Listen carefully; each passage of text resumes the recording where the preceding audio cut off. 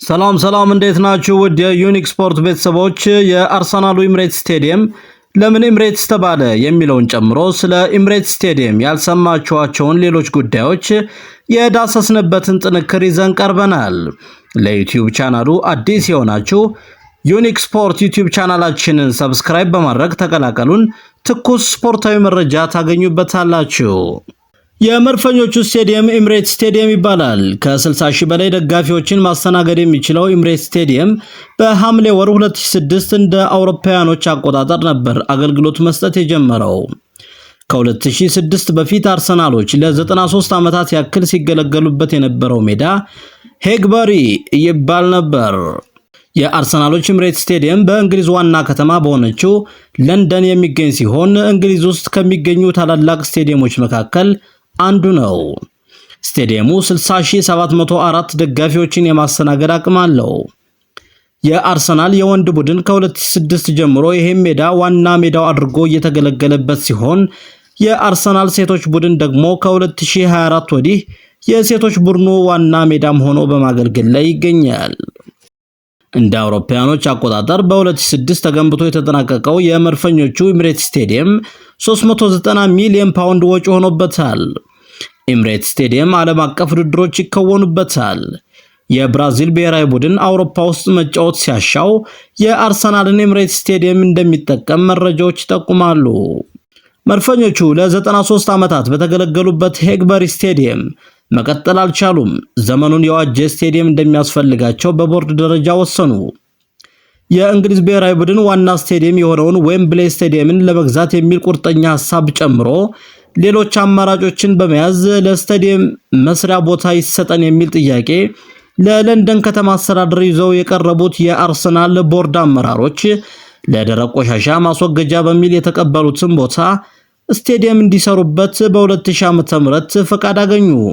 በወቅቱ የአርሰናል ዋና አሰልጣኝ የነበሩት ፈረንሳዊው አርሰን ቪንገር ይህ በአርሰናል ታሪክ ትልቅ ውሳኔ ነው ሲሉ ገለጹት።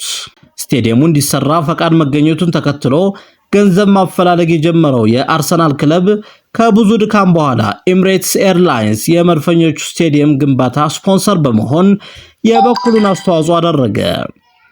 የስቴዲየሙ ስምም ኤምሬትስ እንዲባል ተወሰነ። ከ2004 እስከ 2006 ባለው ጊዜ ተገንብቶ የተጠናቀቀው ኤምሬትስ ስቴዲየም የመድፈኞቹን ታሪክና የደጋፊዎችን አስተዋጽኦ በሚዘግም መልኩ ጥንቅቅ ብሎ ተሰርቷል። የስቴዲየም ግንባታውን ስፖንሰር ያደረገው ግዙፉ የኤምሬትስ አየር መንገድ በ100 ሚሊዮን ፓውንድ በ2004 የስቴዲየሙን የስም መብት መውሰድ ቻለ። ኤምሬትስ ስቴዲየም በ2006 ጥቅምት ወር ነበር ግንባታውን አጠናቆ በይፋ የመጀመሪያውን ጨዋታ ያስተናገደው። በ2019 ኤምሬትስ ስቴዲየም ከ700 በላይ ጨዋታዎችን ያስተናገደበትን ዝግጅት አከበረ።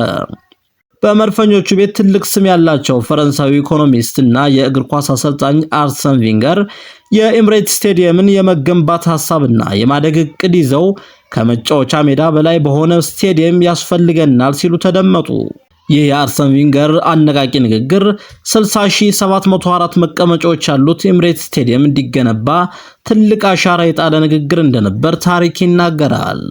ከስቴዲየሙ መገንባት በኋላ ደጋፊዎችን ማዕከል ያደረጉ የገቢ ማሳደጊያ እቅዶችን መተግበር የጀመሩት መድፈኞቹ የወጣቶች ማዕከል፣ የወዳጅነት ጨዋታዎች፣ ትምህርታዊ ኮንፈረንሶች እንዲሁም ስቴዲየሙን ሰሜን ለንደን ላይ ለሚደረጉ ዝግጅቶች በማከራየት የፋይናንስ ችግራቸውን መቅረፍ ጀመሩ።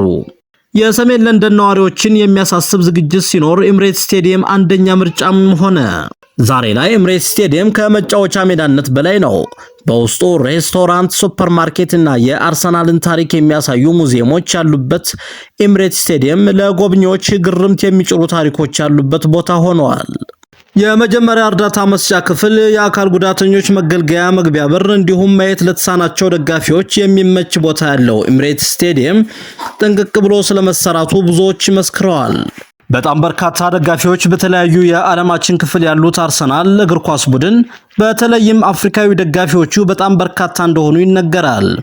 ለአካል ጉዳተኛ ደጋፊዎች 241 ዊልቸር መቀመጫዎች ያለው ስቴዲየሙ ለዊልቸር ተጠቃሚ አካል ጉዳተኛ ደጋፊዎች የሚሆን 13 ቦታዎች በስቴዲየሙ ውስጥ ይገኛሉ። ከ800 በላይ ለሚሆኑ አካል ጉዳተኞች የስቴዲየም መግቢያ ትኬት በግማሽ ቀንሶ በመሸጥ ማህበራዊ ኃላፊነቱን በመወጣት ላይ የሚገኘው አርሰናል እግር ኳስ ቡድን ለአካል ጉዳተኞቹ ሞግዚቶች ደግሞ ነፃ ትኬት ይሰጣል። ከዚህ ባሻገር አካል ጉዳተኛ የመድፈኞቹ ደጋፊዎች የጨዋታ ቀን ነፃ የምሳ አገልግሎት ያገኛሉ። ማየት ለተሳናቸው የመድፈኞቹ ደጋፊዎች ደግሞ ከክፍያ ነፃ የሆነ የኮሜንታተሮችን አገልግሎት ያገኛሉ። ይህ የኮሜንታተሮች የጨዋታ ቀጥታ ስርጭት ግልጽ የሆነ የጨዋታ ግንዛቤ በአካል ጉዳተኞቹ ላይ ለማስረጽ ያስችላል። የመድፈኞቹ ኤምሬትስ ስቴዲየም እንግሊዝ ውስጥ ከሚገኙ የእግር ኳስ ስቴዲየሞች አራተኛው ግዙፉ ስቴዲየም ነው። 74879 መቀመጫዎችን በመያዝ የማንቸስተር ዩናይትዱ ኦልድ ትራፎርድ ስቴዲየም አንደኛው ግዙፉ ስቴዲየም ሲሆን የለንደን ኦሎምፒክ ስቴዲየም 62500 መቀመጫዎችን በመያዝ ይከተላል። የቶትናም ሆትስፐር ስቴዲየም 62303 መቀመጫዎችን በመያዝ ሶስተኛ ደረጃ ላይ ይገኛል። የአርሰናሉ ኤምሬትስ ስቴዲየም ደግሞ ባሉት 60704 መቀመጫዎች አራተኛ ደረጃን ይዟል።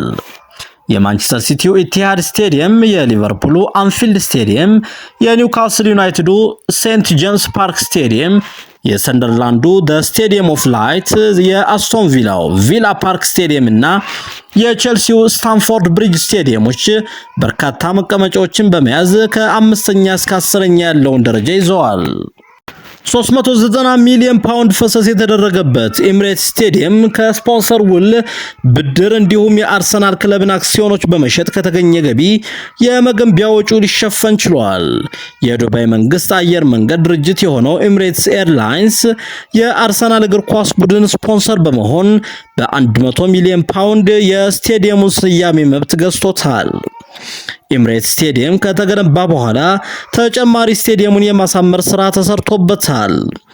ለደጋፊዎች የሚመጥን ምቹ መቀመጫዎች፣ ለአካል ጉዳተኞች የሚሆን ምቹ መቀመጫ፣ የማህበረሰቡን ተሳትፎ ለማሳደግ የሚሆን ከእግር ኳስ ማስተናገጃም በላይ የሆኑ የአካባቢውን ማህበረሰብ የሚያሰባስቡ ፕሮግራሞች ማስተናገጃ፣ እንዲሁም ይሄን በማድረጉ ደግሞ የአርሰናል ክለብ የገቢ ምንጭ ያደገበትን አግባብ መመልከት ይቻላል። ክቡራትና ክቡራን ወደ ዩኒክ ስፖርት ቤተሰቦች ቻናሉን ሰብስክራይብ በማድረግ አብራችሁ እንድትሆኑ እንጠይቃለን። እናመሰግናለን።